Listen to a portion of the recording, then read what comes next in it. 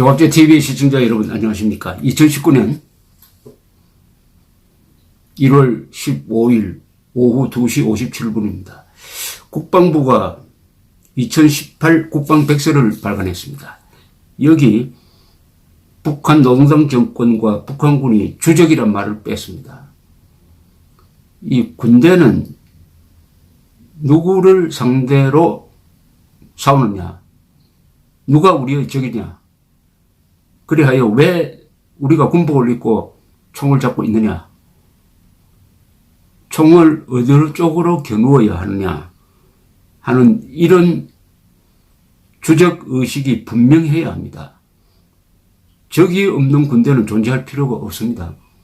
더구나 적이 누구인지를 모르는 군대는 그 총뿌리를 누구한테 겨눌지 모른다는 이야기가 되고, 경우에 따라서는 국민에게 총뿌리를 겨눌 수도 있다는 이야기입니다. 주적 개념이 흔들려 버리면.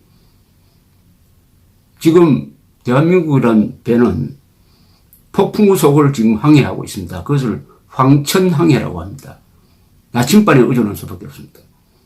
그런데 주적이 없는 군대는 나침반 없는 배하고 마찬가지입니다.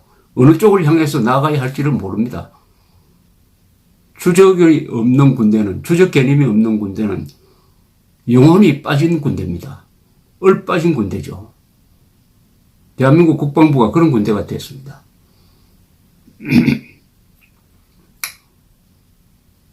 북한군은 우리의 적이라는 문구 대신에 대한민국 위협 세력은 적이다. 이건 뭐 하나만 한 이야기 아닙니까? 그럼 대한민국 위협 세력이 누구냐를 가르쳐 줘야 될 거 아닙니까? 그럼 일본이 대한민국 위협 세력입니까? 미국이 위협 세력입니까? 그럼 위협 세력이 누군지 알아서 하라는 겁니까? 또 북한을 자극한다는 지적을 받아왔던 킬체인, 대량 응징 보복이라는 용어도 국방백서에서 빠졌다고 합니다. 아니, 북한을 자극을 해야죠. 대한민국 군대는 북한을 자극하고 압박하고 불불 떨게 해야 합니다. 그렇게 해야 북한이 도발을 하지 않을 거 아닙니까? 북한이 어디 자선단체입니까? 국방백서는 2년 동안 이렇게 쭉 2년마다 한 번씩 발간이 되었습니다. 2016년 박근혜 정부 때 발간된 국방백서에는 이렇게 적혀 있습니다. 북한의 상시적인 군사적 위협과 도발은 우리가 직면한 1차적인 안보 위협이다. 특히 핵미사일 등 대량 살상 무기, 사이버 공격, 테러 위협은 우리 안보에 큰 위협이 된다. 이러한 위협이 지속되는 한 그 수행 주체인 북한 정권과 북한군은 우리의 적이라고 했습니다. 여기 단 한마디도 틀린 게 있습니까? 더구나 여기서 우리의 적이라고 부르는 그 이유 중에 단 하나라도 사라진 게 있습니까? 그대로 있습니다. 그런데 왜 우리의 적이라고 하지 않습니까? 그런데 2018년 국방백서에서는 이 같은 표현이 다 빠져버리고, 킬체인, 대량 응징 보복 용어 다 빠져버리고, 북한의 대량 살상 무기는 한반도 평화와 안정에 대한 위협이라고 적기는 적어놓고, 우리는 대한민국의 주권, 국토, 국민 재산을 위협하고 침해하는 세력을 우리의 적으로 간주한다고만 했습니다. 뭐 이렇게 복잡하게 합니까? 장병들에게 북한은 우리의 적이다 이렇게 가르치면 될 걸 왜 이렇게 길게 합니까? 주권, 국토, 국민 재산을 위협하고 침해하는 세력을 우리의 적으로 간주한다 이렇게 가르칩니까? 이렇게 길게 가르칩니까? 강도가 담을 뛰어넘고 들어오면 경찰서에 강도야 라고 신고를 해야지, 나의 허가를 받지 않는 정체불명의 사람이 뾰족한 쇠붙이를 들고 담을 넘고 있습니다라고 길게 소개합니까? 그러면 출동 못합니다. 아니, 군인들은 즉각적인 반응을 해야 되는 조직입니다. 복잡한 생각을 가르치면 안 됩니다. 국방부는 1995년 국방백서에서 북한을 주적이라고 표현했습니다. 그러다가 김대중 정부가 들어선 후에도 주적이라는 표현을 썼습니다. 그러다가 2000년 6월 김대중 회담 이후부터는 쓰지 않았습니다. 그러다가 2001년, 2003년에는 국방백서를 아예 발간하지도 않았습니다. 이 국방부가 완전히 좌파 정권 하에서는 정치 조직이 되고 있습니다. 정치 조직. 노무현 정부 때는 주적이라 쓰지 않고 직접적 군사 위협이라고, 또 현존하는 북한의 군사적 위협이라고 이렇게 길게 썼습니다. 그러다가 이제 천안함 폭침이 일어난 2010년 이후부터 북한 정권과 북한군은 우리의 적이라고 명시해왔다가 또 좌파 정권이 들어서니까 빼버렸습니다.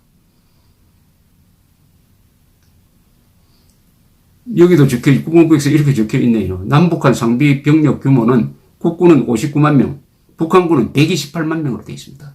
128만 명.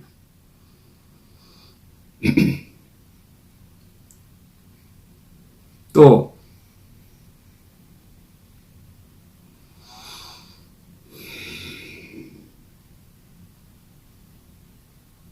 국방부에서는 요인 암살 작전을 전담하는 특수작전대대를 북한군이 창설했다고 적었습니다. 그럼 이 북한군의 요인 암살은 누구를 그죠? 일본에 가서 도쿄에서 요인 암살합니까? 북경에 가서 합니까? 워싱턴에 가서 합니까? 한국에 올 것 아닙니까? 그래도 적이 아니라는 겁니다. 그래도 적이. 자, 이 정도 설명드리고, 이게 문제인 것은 이게 헌법을 위반하고 있습니다. 헌법은 분명히 북한 노동당 정권을 한반도의 영토를 강점하고 있는 반국가단체로 보고, 따라서 적으로 보고, 그 적을 평화적으로 제거해가지고 북한 동포를 해방시키는 자유민주적 기본 질서에 입각한 평화적 통일을 하라고 명령을 하고 있습니다. 그 명령을 수행하기 위해서 군에 대해서는 헌법 제5조에 국군은 국가의 안전보장과 국토방위의 신성한 의무를 다하며 정치적으로 중립해야 한다고 딱 못을 박았습니다. 국군은 국토방위만 신경 쓰는 게 아니라 국가 전체의 안전보장을 최종적으로 책임지고 있는 헌법기구입니다. 그러면 당연히 적이 누구인지를 가르쳐야죠. 김관진 장관의 정훈교육대로 해야죠. 김관진 장관의 정훈교육은 이랬습니다. 북한 바로 알기, 자유민주주의 바로 알기, 종북 세력 바로 알기, 한국 현대사 바로 알기. 이걸 통해서 북한 노동당 정권은 우리의 적이고, 북한 노동당 정권이 내세우는 주체사상과 공산주의는 절대 악이다라고 가르쳐야 적개심이 생길 거 아닙니까? 적과 지금 대치하고 있고, 그 적으로부터 수많은 도발을 당하고, 그리하여 30만 명 이상의 전우가 죽었는데도 그 군대가 북한군을 향해서 적이라고 부르지 못한다? 적이라고 부르지 못하게 한다? 적이라고, 이것은 헌법 위반입니다. 지금 국방부 장관은 명백하게 헌법 5조를 위반하고 있습니다. 헌법 1조를 위반하고 있습니다. 헌법 3조를 위반하고 있습니다. 통일조항인 헌법 4조를 위반하고 있습니다.